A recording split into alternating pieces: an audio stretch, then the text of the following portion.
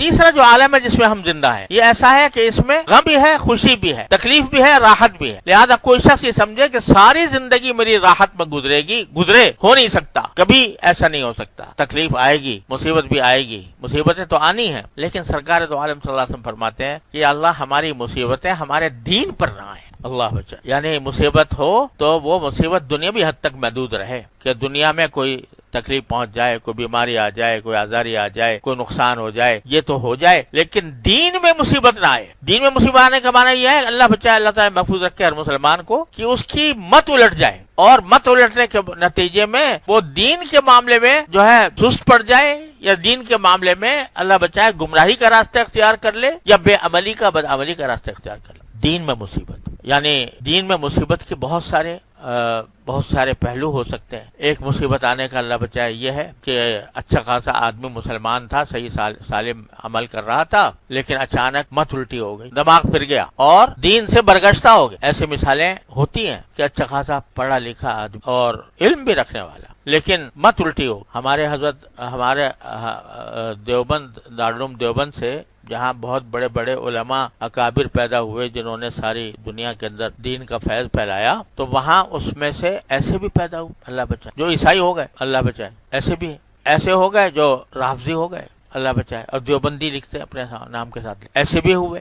تو علم بذات خود جو ہے وہ تنہا انسان کی ہدایت کے لیے کافی نہیں ہوتا جب تک کہ اس میں بزرگوں کی صحبت نہ ہو، اللہ والوں کی صحبت نہ. اس واسطے وہ جو ہے نا علم بعض اوقات گمراہی پر لے جاتا، گمراہی کی طرف دہریہ بن جاتا ہے انسان، اللہ بچائے مرتد ہو جاتا ہے. تو یہ جو ہے من یضلل اللہ فلا ہادی لہ، تو اللہ جس کو گمراہ کر دے اس کا کوئی ہدایت دینے والا نہیں ہوتا.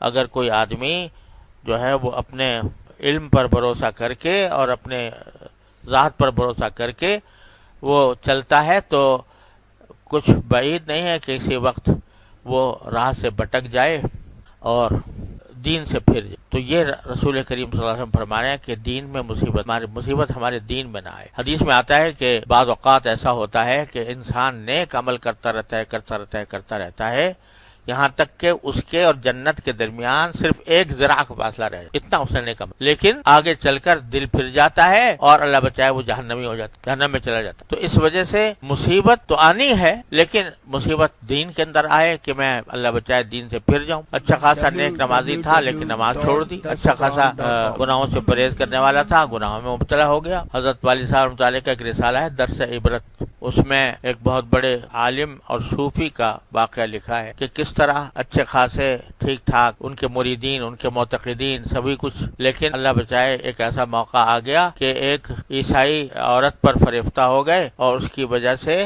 سارا کچھ چھوڑ دی، اور خنزیر چراتے تھے، اللہ بچائے. بعد میں اللہ تبارک و تعالیٰ نے کرم فرمایا کہ وہ ان کے جو مریدین تھے وہ دعا کرتے رہے، اللہ تعالیٰ نے پھر واپسی کی لوٹائی. تو کبھی بھی آدمی کو بے فکر ہو کر نہ بیٹھنا چاہیے. اللہ تبارک و تعالیٰ محفوظ رکھے، کسی وقت بھی شیطان حملہ آور ہو سکتا. تو مصیبت دین کی ایک تو یہ ہے، دوسری یہ ہے کہ مرتد ہو جائے اللہ یا ایسا ہو جائے کہ عمل ایک دم سے سیدھے راستے پہ جانے کے بجائے ٹیڑھے راستے پر چل پڑے، گمراہی میں جا پڑے. یہ عقل جو ہے نا انسان کی، یہ بعض اوقات یہ بڑی دھوکہ دینے والی چیز ہے، بڑی دھوکہ دینے والی چیز. اس وجہ سے صرف عقل پر بھروسہ نہیں کرنا چاہیے، عقل پر ہمیشہ شریعت کو غالب رکھے اور طبیعت پر عقل کو غالب رکھے.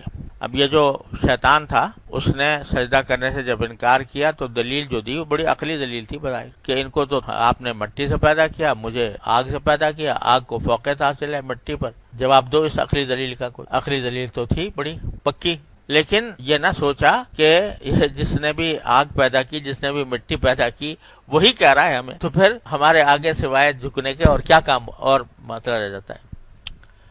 تو اس نے اقبال نے اس کو کہا ہے کہ صبح ازل یہ مجھ سے کہا جبرائیل نے، صبح ازل یہ مجھ سے کہا جبرائیل نے، جو عقل کا غلام ہو وہ دل نہ کر قبول، وہ دل جو عقل کا غلام وہ قبول نہ کر.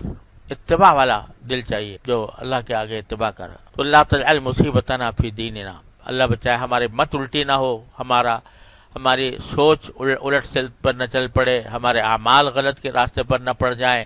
یہ مصیبتیں ہیں دین میں، دین کی. تو یا اللہ مصیبتیں آئیں، جو بھی آئیں وہ دنیا کے اعتبار سے آئیں، دین کے اندر مصیبت. ولا تجعل الدنیا اکبر ہم ولا مبلغ علمنا ولا غایت رغبتنا. کیا الہامی الفاظ ہیں کہ اے اللہ ایسا نہ ہو کہ دنیا ہی ہمارا سارے غور و فکر کا اور محور بن جائے. اکبر ہم بنا، سب سے بڑا غم ہمیں اور سب سے بڑی فکر ہمیں دنیا کی ہو کہ بھئی ہر وقت یہ اس فکر میں مبتلا ہے کہ کس طرح پیسے زیادہ ہو جائیں، کس طرح ہمارا گھر مکان اعلیٰ بن جائے، کس طرح ہماری گاڑی اچھی ہو جائے، کس طرح ہمارے اولاد جو ہے وہ ترقی کرے، اس کو اچھی ملازمتیں مل جائیں، اچھا روزگار مہیا ہو جائے. یہ ہماری اکبر ہم یعنی سب سے زیادہ بڑی تشویش اور سب سے بڑی فکر ہماری دنیا سے متعلق نہ ہو، بلکہ سب سے بڑی فکر کیا ہو؟ آخرت سے متعلق ہو کہ ہمارا مرنے کے بعد کیا عالم ہو.